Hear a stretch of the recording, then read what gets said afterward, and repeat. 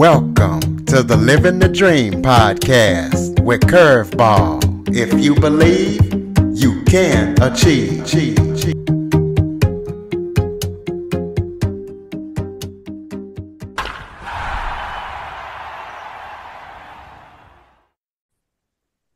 Welcome to the Living the Dream with Curveball podcast, a show where I interview guests that teach, motivate, and inspire.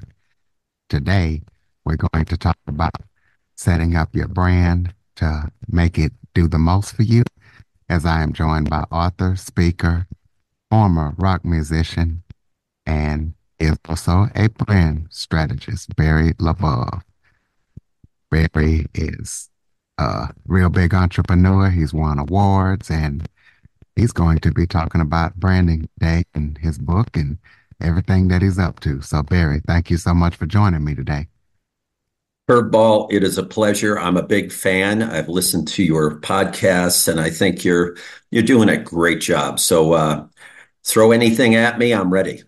Oh, I appreciate it. First thing I want to throw at you is start off by telling everybody a little bit about yourself.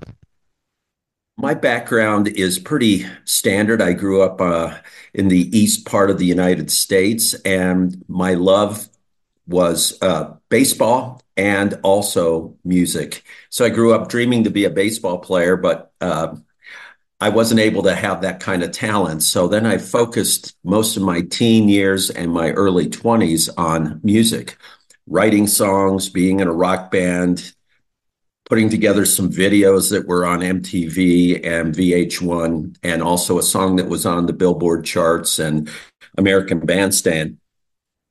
Now, it was fun to do all of this, Curveball, but I have to always say my music sold well under 1 million copies. So it was fun, but I would say it was not financially lucrative. And I looked at other areas, other things I could do. And I had a client come out of the blue and just say, look, I want you to take over all of our marketing. And after about a year of saying no, I finally said, okay, I'll take on all your marketing for your company. And all of a sudden, I became an advertising marketing entrepreneur. That was 40 years ago, and I've never looked back. I've enjoyed it. And what I found was it was not so much music that I loved, it was being creative. So this company for 40 years has been my creative outlet. Okay. Well, that's amazing. You went from rock musician to Entrepreneur of the Year. So kind of tell us about that award and how you won that. I was named Entrepreneur of the Year actually 2 different times, which is really kind of cool.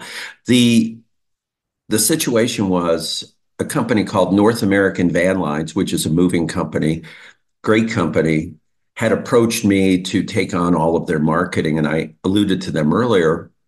And what happened was I was able to help them, my team. I grew my team, and we received a lot of accolades. And Ernst & Young holds an annual award in each state of the union. And in Indiana, I was named the Small Business Entrepreneur of the Year.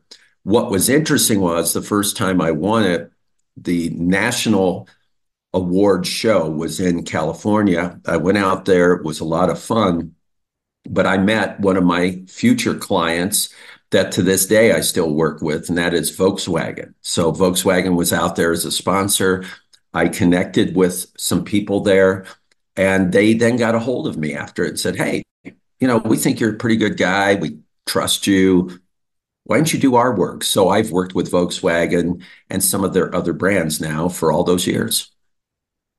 Okay, speaking of brands, talk about why brand differentiation, if I got that right, is so important, more important than ever today.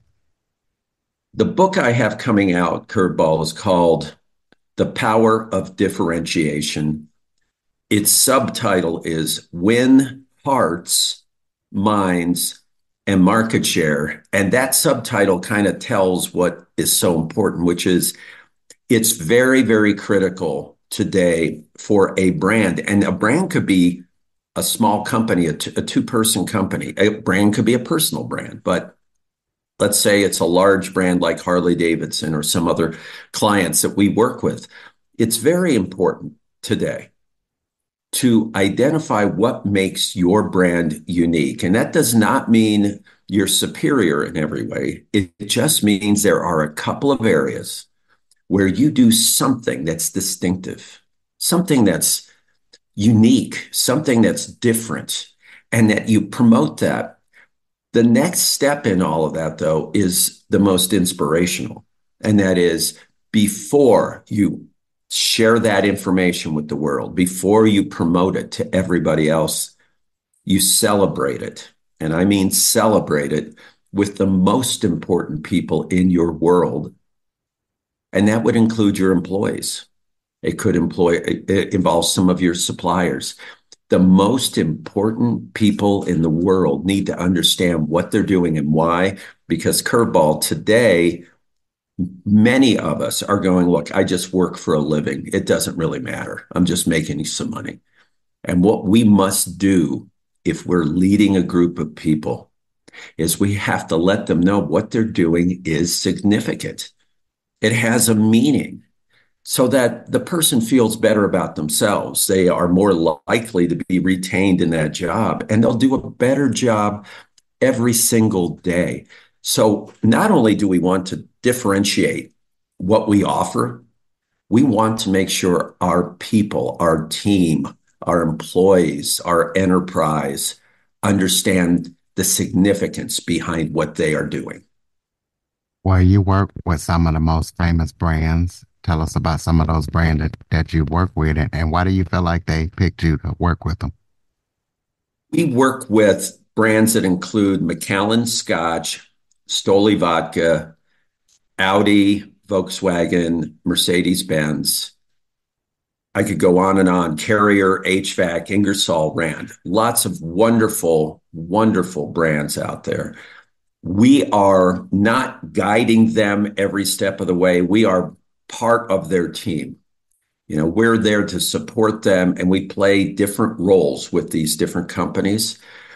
But for instance, in the case of Harley Davidson, they felt that we had that entrepreneurial energy and spirit that could help them tackle some very big launches that they were going to put on in the United States and throughout the world. So they approached us, and we created a launch campaign to help them promote their very first electric motorcycle, as well as other motorcycles after that. So, Curveball, I think what they do, the clients we have, they look at us and they feel that we'll bring humanity to what they do because they're so large. When you have thousands and thousands and thousands of employees, it's very, very easy for it to become impersonal.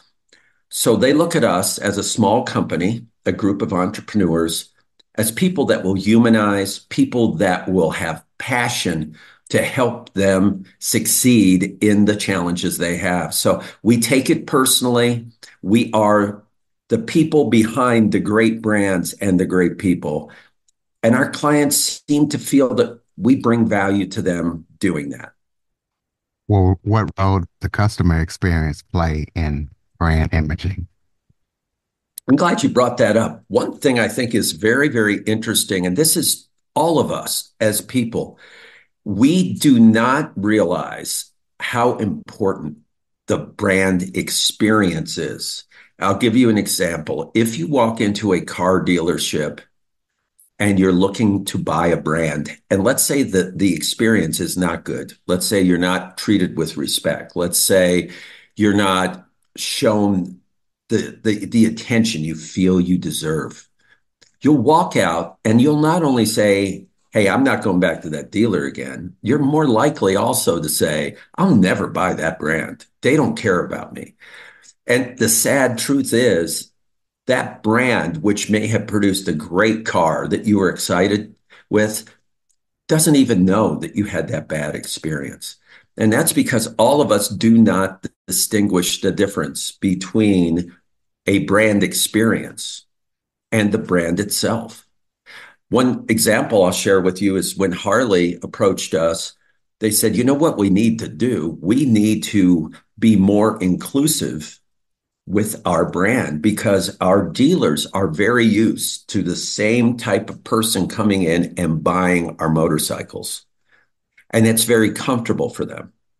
But there are people of all races, people of all ages who could be riding our motorcycles, and we need to embrace them. So, as an example, we worked with them on their brand experience at the dealership level, and we helped educate their dealers all throughout the nation on stepping out and offering their time and their suggestions to anyone who walks in. Not assume that if somebody walks in and doesn't look like their normal customer, that that person's just, hanging around and looking at things. Instead, treating each individual as a unique person and meeting them where they are. That's an example of brand experience. So the more inviting they are at that dealership, the more likely we will buy the Harley Davidson product. Or what do you feel like makes your branding process unique from any other branding strategies out there? We have two differentiators ourselves. So when we work with a brand, we do many of the things that other marketing and agencies will do. So, as an example, we'll interview people at the company, we'll interview customers. Lots of brands do that. Lots of companies in my field do that. Where we're different is number one, if it's a factory or a plant or a manufacturing facility, my team will go in and we will actually get involved with what they are doing from a technical standpoint. We look for their technical uniqueness. So we get immersed inside their plant, their manufacturing facility. Now we do the same thing for service companies, but it's not quite as graphic as that, diving in and looking at machinery. But we do that. So number one, we find what is unique in the process, the product, or the experience that they offer. So that's number one, which is a far more technical approach than other agencies do. And the second one is when we have now created that new branding and it's reflecting what that company is all about, we guide them to that first step that's so important, which is celebrating it and launching it internally with their people. What ends up happening, Curtis, is not only are their people excited, but their people are now ambassadors for that brand moving forward. After they are worked with and celebrated and engaged and trained in what makes what they do so unique, we then launch it to the world. So it's the two different areas. We dive into the technical aspect that nobody normally does, and we make sure it's celebrated with their employees first. Well, tell the listeners about your new book. Tell us what we can expect when we can read it and where to get it from. Well, thank you. My new book, which is The Power of Differentiation, will be distributed by Simon and Schuster. Its launch date is in June. The book will be not a memoir, but it will be a series of stories and I believe very interesting insights and journeys of how people at great companies, big and small, found the differentiation, discovered the uniqueness of what they did, and were able to transform their organizations. So it's filled with great stories of people. I'm not in the book very much. I don't talk about me. It's about my clients. It's about the great things they did. The best way for anybody to learn more about it is to go to my website, which is barrylabov.com. So it's Barry Labov, Labov.com. And I have some gifts for anybody that's listened to me on podcasts, some free PDFs that you don't have to sign up for. You just can go download. Plus, you can leave me a message to either talk or suggest that I can let you know when the book will be released, and we'll let you know. So those are really the things I can offer. Anybody that wants to talk, I get dozens of emails every week. It's great. A lot of times it has nothing to do with business transactions, but if I can help, I love it. And then on top of it, you can download some free documents and sign up to learn more about the book launch. Are there any upcoming projects that you're working on that people need to know about? I'm working with it's a very exciting project. I'm working with a healthcare company that has 16,000 employees throughout a region here in the United States. And we're meeting with 29 of their locations in person to talk with their people and learn what they're most proud of and what they do not want that organization to change, as well as some of their suggestions for the future. And our goal is to help transform 100% of those people that are in that organization. So that's 16,305 people we want to transform in the next 4 months. So we're very excited about that project. Okay, so we got your website, barrylabov.com. So close us out with some final thoughts. Maybe if that was something I forgot to touch on that you would like to talk about it, just any final thoughts you have for the listeners.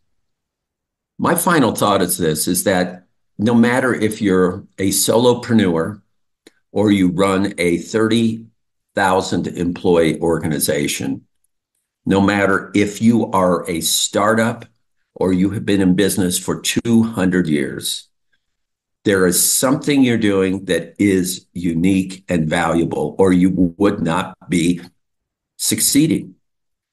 First, identify what it is. Don't try to discover or don't try to create brand new things that may not be who you are. Discover what you're doing that is unique. Celebrate it with those closest to you. Give them significance, and in so doing, it will help propel your success as well. All right, ladies and gentlemen, barrylabov.com. Please be sure to follow, rate, review, share this episode to as many people as possible. If you have any guest or suggestion topics, cjackson102@cox.net is the place to send them. Thank you for listening and supporting the show. And Barry, thank you for joining us and sharing your expertise. Curtis, thank you so much. I loved it. I hope I did a good job for you. For more information on the Living the Dream podcast, visit www.djcurveball.com. Until next time, stay focused on living the dream.